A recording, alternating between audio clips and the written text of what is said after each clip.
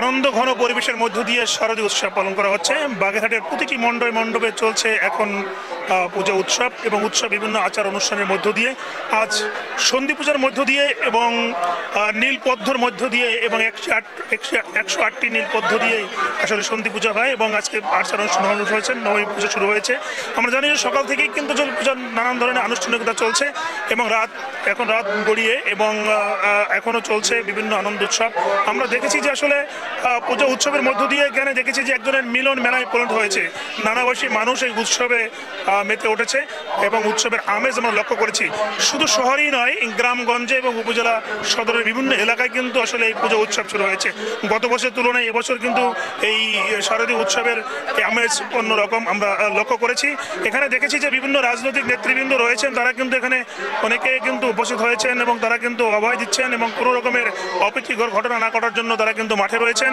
বিভিন্ন রাজনৈতিক দল রয়েছেন, বিএনপির বিভিন্ন কর্মীরা রয়েছেন, তারা কিন্তু বিভিন্ন মন্দিরে তারা কিন্তু অংশগ্রহণ করছেন এবং তারা কিন্তু বিভিন্ন জায়গায় এবং ভলান্টিয়ার হিসেবে নিয়োগ করেছেন।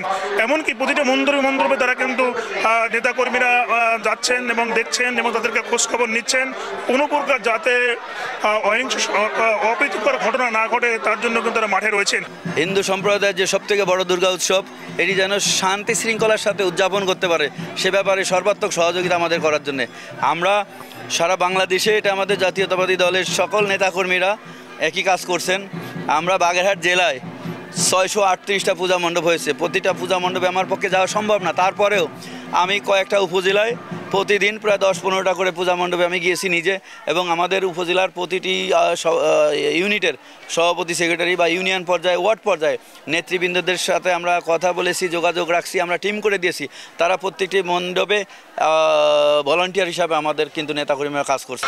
এমনটাই কিন্তু নেতাকর্মীরা জানেন। তবে যারা এখানে হিন্দু সম্প্রদায়ের ধর্মমূল্যরা রয়েছেন তারা কিন্তু বলছেন যে গত বছর তুলনায় এবছর যে পূজা, সেই পূজা কিন্তু আসলে অন্যরকম একটা আমেজের মধ্য দিয়ে কিন্তু শুরু হয়েছে। পূজা খুব সুন্দর হয়েছে। আমরা পরিবার পরিজন নিয়ে পূজায় ঘুরতে আসছি এবং অনেক সুন্দরভাবে পূজা আনন্দ করতেছি। বিভিন্ন জায়গায় ঘুরছি, অনেক কিছু কেনাকাটা করছি, খুব আনন্দ করছি। আসার মতো পরিস্থিতি আছে, সব দিক দিয়ে সব বিষয়ে ভালো, কোনো অসুবিধে নেই, আমাদের কোনো অসুবিধে নেই, বুঝছেন, সব দিক দিয়েই ভালো। পুজো একবারই আসে, অনেক ভালো পুজো কাটিয়েছি, পরিবারের সাথে আনন্দে কাটিয়েছি। এই পূজাকে ঘিরে বাগেরহাটের প্রতিটি মণ্ডপের সামনে কিন্তু এখানে নানাভাষী মানুষের যে উপচে পড়া ভিড়, এখানে হিন্দু সম্প্রদায় শুরু করে মুসলমান সম্প্রদায়ের লোকজনও কিন্তু উপস্থিত আমরা দেখেছি এবং তারা কিন্তু এখানে যে মেলার পরিণত হয়েছে, এখানে আমি দেখেছি যে বিভিন্ন রকম পোশাক সাজিয়ে তারা রয়েছেন। এখানে বিভিন্ন ধরনের খাদ্যদ্রব্য নিয়ে তারা কিন্তু এখানে এই মেলায় উপস্থিত হয়েছেন। আমরা দেখেছি যে হাজারো নেতাকর্মীরা কিন্তু প্রতিটি মণ্ডপের সামনে ভিড় করছেন। তারা কিন্তু এক ধরনের উৎসব উদ্দীপনার মধ্য দিয়ে কিন্তু মেলা প্রাঙ্গণ রয়েছে এবং পূজাকে বরণ করে নিচ্ছেন এবং এই শারদীয় পূজা বছরের একটি সময় আসে, সেই সময়টাই কিন্তু তারা কিন্তু এবং অবস্থান নিয়ে থাকেন যে আসলে এটা ভাগাভাগি করে নেওয়ার জন্য।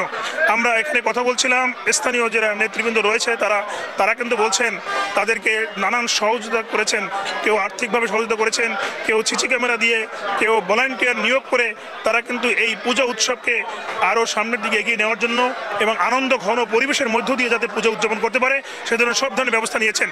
এমনটাই কিন্তু এখানে নেতাকর্মীরা জানিয়েছেন। বাগেরহাটের প্রতিটি মণ্ডপে এখন চলছে পুজো উৎসবের আজ নবমী। এই নবমীর শেষে কিন্তু আগামীকালকে দশমী উৎসব শুরু হবে এবং আগামী দিনের মধ্য দিয়ে কিন্তু আসলে এই পূজা সমাপ্তি ঘটবে, এমনটাই কিন্তু জানিয়েছেন এলাকার মানুষ। এবং এখানে পূজা উদযাপন কমিটি নেতৃবৃন্দ রয়েছে, তারাও কিন্তু জানিয়েছেন যে অনেক আনন্দ ঘন পরিবেশের মধ্য দিয়ে এবার যে পুজো উদযাপন চলছে। এই ছিল আমার কাছে বাগেরহাটের পূজা মণ্ডপ থেকে সবশেষ।